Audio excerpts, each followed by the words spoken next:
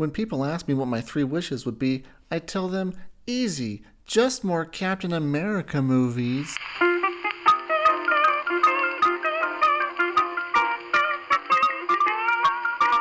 Hello, and welcome back to Storytime. This is yet another installment of MCU Retrospectacular. Today we're looking at Captain America Civil Worst, the worst movie in the Captain America trilogy, possibly the worst movie in MCU, though it's got plenty of tight competition, and one of the worst movies to come out in the last 20 years. Great job, everybody! It's great to meet you. By that I mean just about every inch of this film is reprehensible, problematic, lazy, confusing, dumb, dangerous, or some combination of those elements. It is Walt Disney's, Marvel's, and probably Kevin Feige's crowning achievement in terms of propagandizing their sick worldview, as evidenced by the fact that you all think this piece of garbage is a fun movie. In this episode, we're going to talk about how Steve Rogers is the worst character ever, how the rest of the Avengers are also kind of the worst, how the movie is the worst for, once again, letting them and therefore the audience off the hook for their terribleness, Disney's warped vision of authoritarian heroism, and other stuff too. The worst episode ever. Sorry kids, this one's not going to be a fun one, so if you're not in the mood, just leave your angry fanboy comments and, Be gone before somebody drops the house on you too.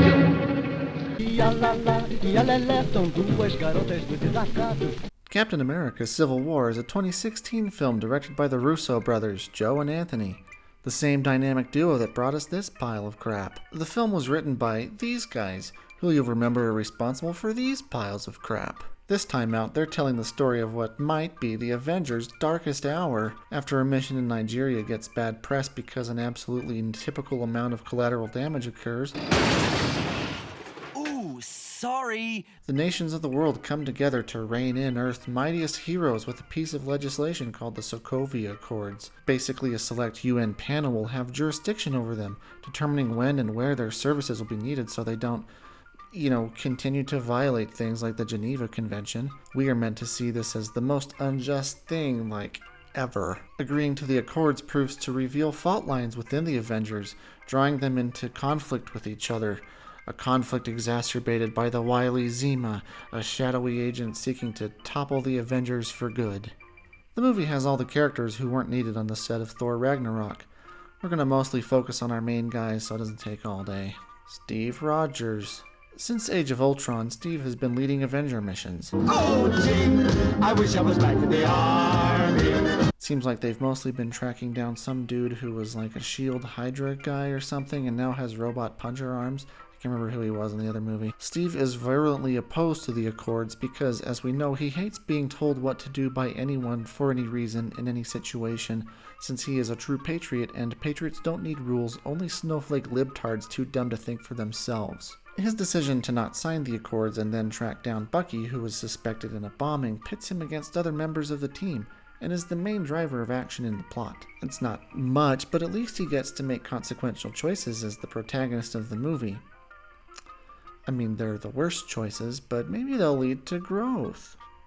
You'd like to think that, wouldn't you?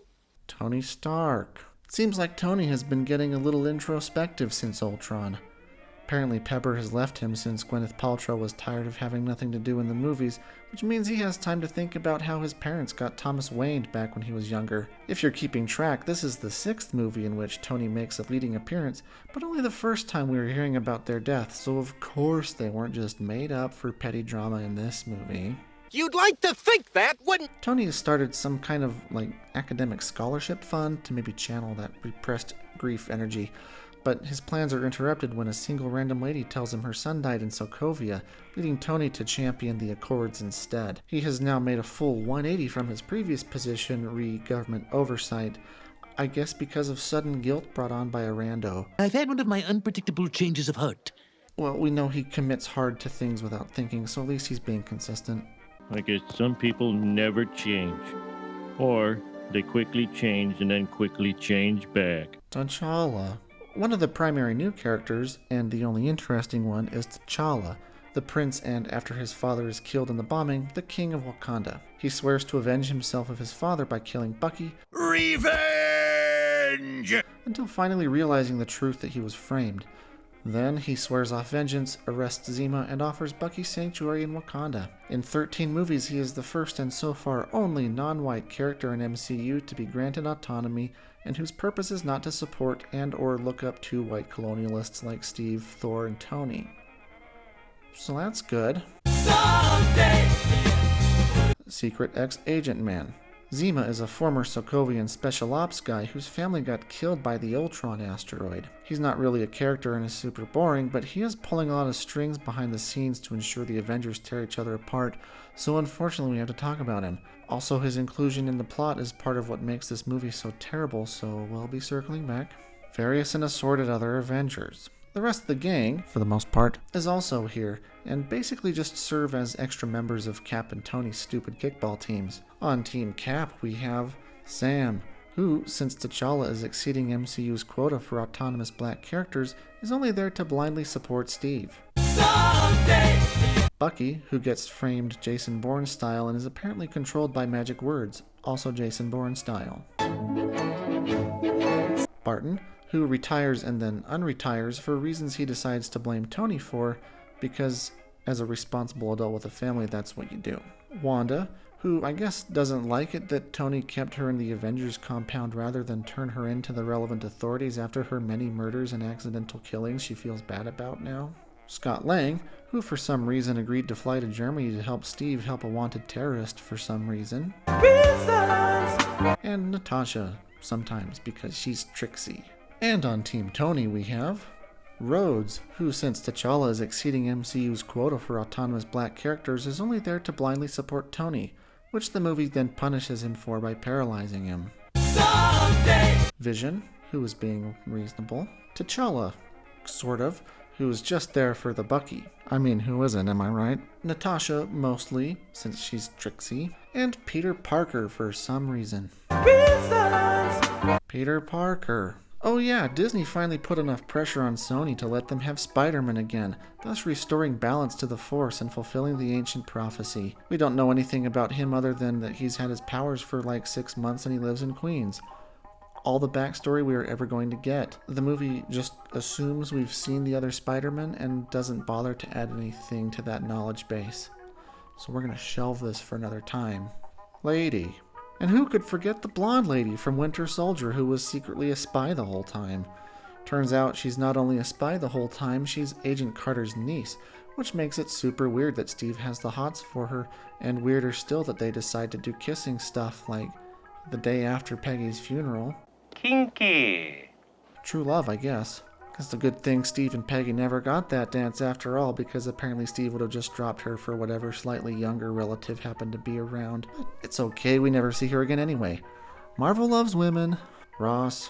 I guess the general man from Incredible Hulk is back, this time as the Secretary of State, who also for some reason seems to head up the UN Avengers panel, which seems appropriate given his history of unethical military experiments and extrajudicially persecuting people. With a movie that has so many big characters, one of the concerns you might have is how the story is going to accommodate them all. And the one thing the writers did well here was to achieve a solid balance. No one feels like an expensive cameo. I'm just happy that you're here in my episode. And it feels like there's enough going on to justify everyone's presence in the story. Using the Accords as a plot device helps achieve this balance, since we can lump people into teams centered around a single conflict. And that conflict is, or at least starts out as, one of the better ones in these movies. It represents not some arbitrary external threat, somebody who wants to do a thing our heroes don't want them to do and so therefore must be punched until he stops. It represents the consequence of our heroes' prior actions, which have so far gone unconsequenced. Which is good, because our characters now have the opportunity to grow. In stories, growth comes from characters making a decision, taking actions based on that decision, experiencing the consequences of those actions, and learning from those consequences. They might learn from a mistake or just discover something new, but either way they will be more developed than they were before. This is the whole point of fiction, to, as an audience, experience the things the characters experience and therefore broaden our own experience of the human condition. So our heroes, especially Captain Hero, who since he has never experienced a consequence has never learned anything and therefore has never developed, now have the chance at real growth since consequences are upon them. Right? Right? Wrong! Kill wealthy dowager. If we were dealing with a competently written and directed movie, yes, our characters would grow. But here in Marvel Land, such things as competence carry little water. Beiji isn't here to tell a story. He's here to grift you out of your money by selling you authoritarian propaganda disguised as a movie. Which is, of course, to say, the plot of this movie is the worst, for several diverse but interwoven reasons. 1. It's the worst because, of course, Steve is right about Bucky. The main action of the movie centers around Bucky, who was suspected in the bombing that resulted in the death of T'Challa's father. Steve, of course, immediately goes after him, not because he is told to, but in direct violation of international law because he just wants to and believes he is the only person on the entire planet who can apprehend Bucky. Upon finding him, Bucky tells Steve he didn't do it. I didn't do it. Huh? Which is good enough for Steve, even though he provides no evidence and still might be brainwashed. But it's okay because he was all framed by Zima all along. The problem is not that Steve tries to protect his friend from the definitely legal kill-on-sight order the UN issues. The problem is that the movie lets him off the hook for this action after setting up clear consequences. He gets arrested with Bucky and T'Challa after a lengthy chase involving many crashed cars and injuries of civilians, but rather than being disciplined, he is just put in the timeout box and allowed to communicate freely with his CIA crush. 2. It's the worst because we know Ross to be corrupt, or at least not super level-headed. These movies have a habit of justifying Steve's distrust, paranoia, around government systems by making them inherently and irreparably flawed. The biggest example is in Winter Soldier when it turns out S.H.I.E.L.D. is Hydra, thereby validating all of Steve's suspicions. But there are others. Here it starts vindicating Steve even before he's voiced his concern, with the face of the Accords being General Ross, who you'll remember has done a lot of problematic things in pursuit of power. So, naturally his involvement in the Accords is going to lead to poor leadership, including ignoring evidence and extrajudicially detaining American citizens, which he can just do. The movie goes a step further with the UN's blatant disregard of due process, including access to legal representation and presumably fair trials. This is especially gross because we are supposed to feel that Bucky is unjustly treated when he's captured, but that Zima is not, even though they are delivered into the same circumstances. So the movie weighs its system to justify Steve's actions, whatever they are. The movie portrays all this as an inevitable outcome, not really tied to Ross. Remember, the other Ross is a dick too. The script fully justifies Steve's objection to the Accords, therefore making him right to act in defiance of them. Of course, this happens because if the Accords are just, Steve's behavior is out of line and therefore must be questioned, since he needs to be the faultless hero in this movie, and since the movie has a disturbing ideological position to maintain, the Accords must be a corrupt antagonist for him to overcome. 3. It's the worst because Zima's manipulations let everyone, especially Steve, off the hook. In a way, the whole situation around Bucky is a moot point because it was staged as part of a bad faith plot to incite interpersonal conflict within the Avengers. It's not a real situation. Since our protagonists are being manipulated against their will and largely without their knowledge, they're not really responsible for anything that manipulation causes them to do. Just like a person being blackmailed doesn't have the same level of responsibility as the blackmailer for anything that they do. Steve only goes after Bucky because Bucky has been framed. Without that, he wouldn't have needed to do anything, presumably until another world-ending catastrophe happened or he started his own terror cell out of boredom. Once it becomes clear to Tony and the others that Bucky was framed, any conflict around that is resolved until, yet again, Zima stirs the pot and shows Tony footage of his parents getting Thomas Wayne. By utilizing Zima in this way, the movie actually has the gall to frame Steve as a victim, even though all his actions indicate that he is an aggressor, allowing his ego to sabotage his organization. 4. It's the worst because it is too fragile to let Tony and Steve talk about Bucky even for a second. This movie relies on possibly my least favorite trope for drawing out conflict: non-communication. It's a standby of bad romantic comedies where there is some misunderstanding neither party cares to try and correct, usually out of childishness. Here, it's that Bucky is innocent.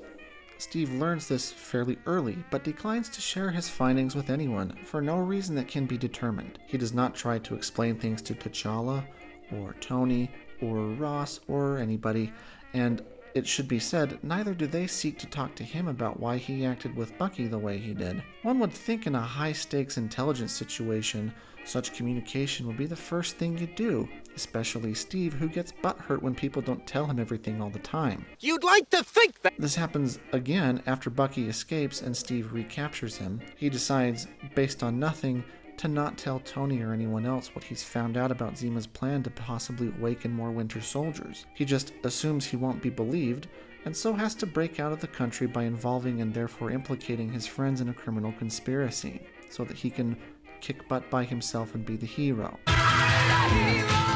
If we get that scene of Tony and Steve trying to talk things out and Tony doesn't believe him, that's one thing. For Steve to just assume it so that we can have a kick-punching fight at the airport is the laziest of all possible choices. It reveals that the movie's central conflict around the Accords is actually pretty silly and only motivated by ego. It makes Steve look unreasonable and therefore unsympathetic, but since he's the hero and has to be right, the movie doesn't give him any opportunities to be proven otherwise, which is stupid. And 5, it's the worst because it turns an obstinate turd into a martyr. Once again, Steve doesn't grow at all. He does not learn anything new, reflect on his choices and experiences, or demonstrate growth. Nothing in his thinking changes or develops. Apart from being slightly older, he is exactly the same as he was in the first movie. He cannot tolerate not being in charge, and conflates that manifestation of his monstrous ego with liberty. The reason for this is that this movie and the others before it go out of their way to make him always right. He is always right about the nature of a situation, right to be wary of oversight or others' opinions, right to take matters into his own hands at every turn. So, by the end of the movie, and he's like on the lam and shieldless and breaking people out of jail who were there because of him in the first place, the movie frames him as a martyr. In essence, the movie tries to Dark Knight him, turn him into the hero the world turned its back on, but will eventually one day need again, and then they'll be grateful and sorry, which, since Steve is the absolute worst, is really, really gross. We've been skirting around this a little bit as we've introduced characters and talked about the plot of Civil War, but here it is plain.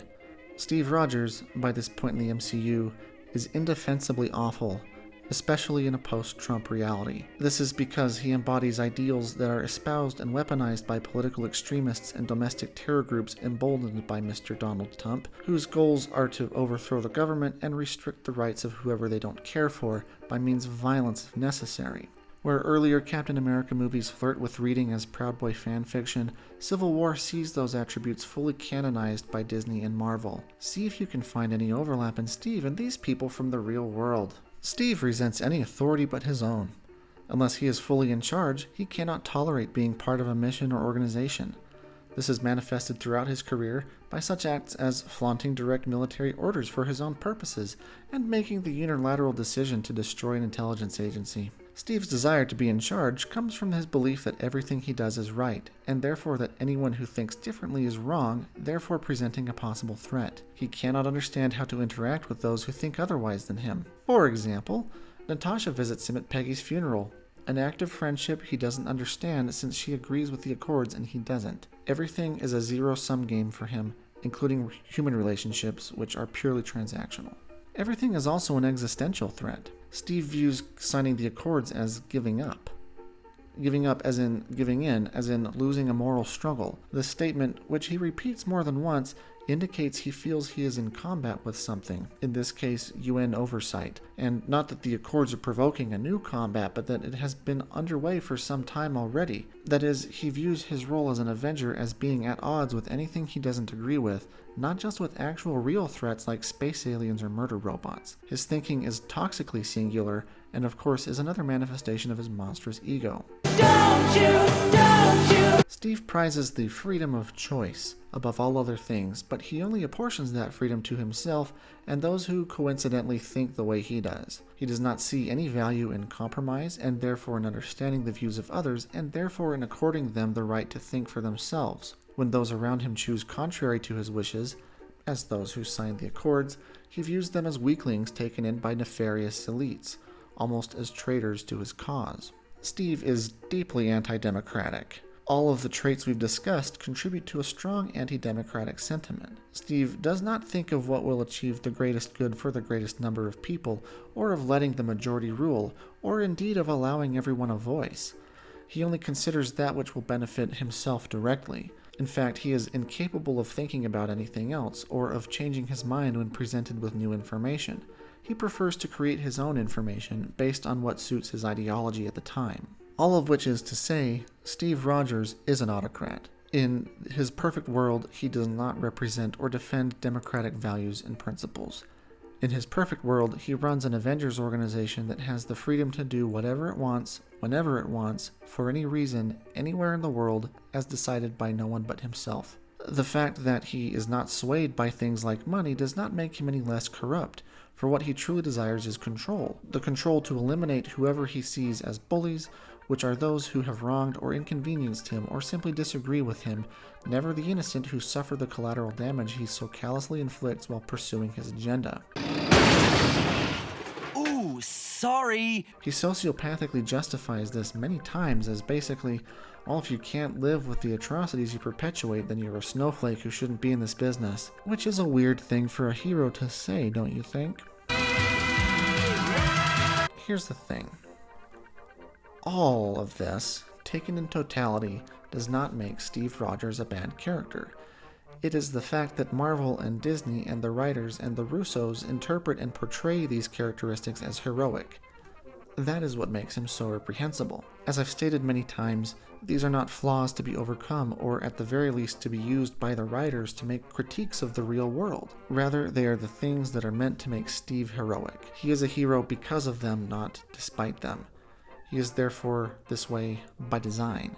Whether intentionally or not, Disney and Marvel have created the ideal superhero for the Trumpian age, one who appeals to the anti-democratic tendencies and self-righteous hypocrisies expressed by those on the autocratic American right. Steve Rogers is not a hero defined by the nobler traits of American exceptionalism, equality before the law, or robust civil rights, or a belief in the underdog and a pervading sense of decency. Rather, he is motivated by what is rotten in our history, an outsized sense of superiority, a disregard for anyone but ourselves, and a preference of violence to diplomacy. If these storytellers were of any value at all, we could look at this film and see it shockingly prescient, as the authoritarian impulse in America becomes ever more fully on display, emboldened by allies in the media and mainstream national politics. There are those of our leaders who justify or side with Russian aggression in Ukraine, even as evidence mounts of widespread war crimes there. There are those of our leaders who are actively banning books, including those which deal directly and truthfully with the past they find offensive. There are those who would restrict speech they don't agree with in both private and public forums, and there are those who actively and knowingly advocated for the overthrow of the government because they didn't get their way in an election. Many of them act in bad faith, but many others believe, like Steve Rogers, that they are infallible and the best and only stewards of what they term freedom, which is to say, their freedom only. I am not saying Captain America is responsible for any of this. The impulses leading to this behavior have always been present in our country, but what I am saying is that Captain America, as portrayed in these films, gives heroic voice and body to those impulses while refusing to interrogate them. Whether it does this intentionally or out of the baffling indifference or ignorance or incompetence of its creators is immaterial. I struggle to think of more dangerous mass market messages a movie targeted at general audiences, including children, might contain. If you like this movie, it must therefore be either because or in spite of these qualities. I would hope you think it over and figure out where you stand before you decide to watch it again. Don't worry, I've got plenty of other things to talk about if you're still here. 1. Tony Stark is also the worst, and one of the big reasons is his involving Peter Parker in his airport fight. Remember, Peter is in high school, making him a minor, making him unable to legally consent to leave with Tony overseas, which of course means that Tony kidnapped him. Further, he recklessly and knowingly exposed Peter to significant danger in the form of superheroes who have no compunctions punching, kicking, and shooting at him. Further, he knowingly involved him in a clandestine intelligence operation involving potentially sensitive information. Meaning, of course, Tony is chargeable for such crimes as kidnapping, reckless endangerment, probably something related to government secrets and espionage, in addition to destroying stuff at an airport and manslaughter if someone were to actually kill Peter, like they were kinda not trying not to do. 2. None of the Avengers have any problems with punching, kicking, or shooting at Peter, a high schooler they've never met. Captain Hero is especially alright with this since he is, of course, a hero. 3. Why on earth does Barton come help Steve? In the movie, he tells Steve, "You're doing me a favor." What? What favor? Is he Tom Bradying it and hates being with his family so much after like 3 days that he has to get back into the action somehow? Also, he's got the same kind of persecution complex as Steve has, thinking that the law doesn't apply to him for some reason, and we are meant to take his side on this. 4. Relatedly, why on earth does Scott Lang come help Steve? We just watched a whole movie where his stated motivation was to get out of a life of crime to be with his daughter again. I just want my kids back. Even though he was just a one-time offender in a Robin Hood-like caper. But in this movie, he acts like he's just used to a life dodging the authorities, meaning he was effectively gaslit by his own movie, and also doesn't really care about making sure he can be with his daughter anymore. Recidivism. Repeat offender. And still, that's not motive to help him come do something this illegal for somebody he's never met. You know what? I bet they just wrote him in so they could introduce his character to everyone who didn't see Ant-Man in the first place because they thought that movie might bomb since the director was low-key forced out in the last minute. 5. That said, Scott does get the best lines in the movie, and his presence, though inexplicable, is quite enjoyable. It's not often I laugh out loud in an MCU movie, but he got me a couple of times here. 6. It's a good thing a random phone pole in the middle of the woods in 1991 was there to film Tony's parents getting Thomas Wayne. Otherwise, Zima would have gone to all that work for nothing. 7. We need to know why and for how long our guys get sent to floating Guantanamo. Like, is it a shadow site where they will be kept indefinitely like real Guantanamo? Or did they have some kind of procedure where they were given sentences? Asking because depending on whether they are there forever or not, breaking out might not have been the best idea long term. And maybe not something they would have chosen for themselves, which I guess doesn't matter to Captain America because he will choose for them. It's what freedom of choice means, dang it. 8. We've talked a little about this, but these movies have an extraordinarily dim view of international organizations like the UN, since they are portrayed as operating off-grid floating space prisons and detaining people indefinitely without trial. I guess it kind of feels gross that one of the themes of these movies is not coming together as diverse people to solve problems, but rather collectivist thinking is always wrong. We must look to the exceptional few to guide the way. I mean, I guess it's not that crazy of a position for a monopolist corporation to make with its products, but still. Roger Myers Sr., the gentle genius behind Itchy and Scratchy, loved and cared about almost all the peoples of the world. And he, in return, was beloved by the world, except in 1938 when he was criticized for his controversial cartoon, Nazi Supermen Are Our Superiors. 9. We can assume that since T'Challa brings in Zima, the Rosses know that Bucky did not do the bombing. Everyone also now presumably knows what activates him as the Winter Soldier, so I'm not sure why he still has to be in hiding.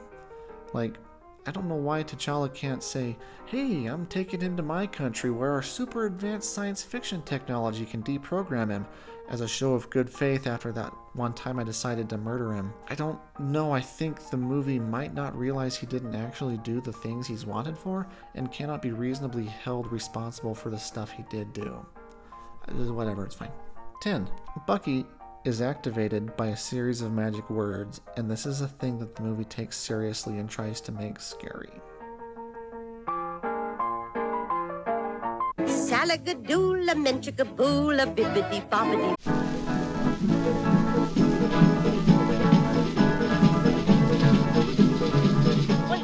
And I think that's it.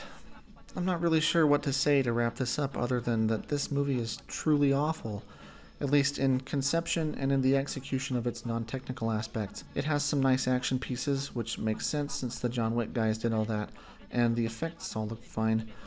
It's once again a pity that all that hard work and skill went toward executing a movie as deeply problematic as this one. There is no redeeming this movie, or the character of Captain America as he's been presented in this and other movies. He is that bad, and the fact that the series will go on to consecrate him above all others tarnishes the few praiseworthy elements that remain. It is a movie that seeks to mainstream and turn heroic impulses that have led and are leading to some of the most serious challenges to the democratic order we've enjoyed for 2.5 centuries.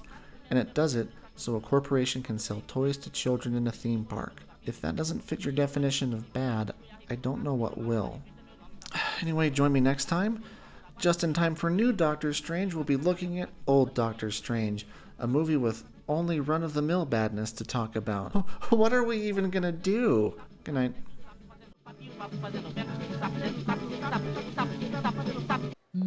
I haven't felt this energized since my last, bowling. It'll do magic, believe it or not. Woozle wuzzle?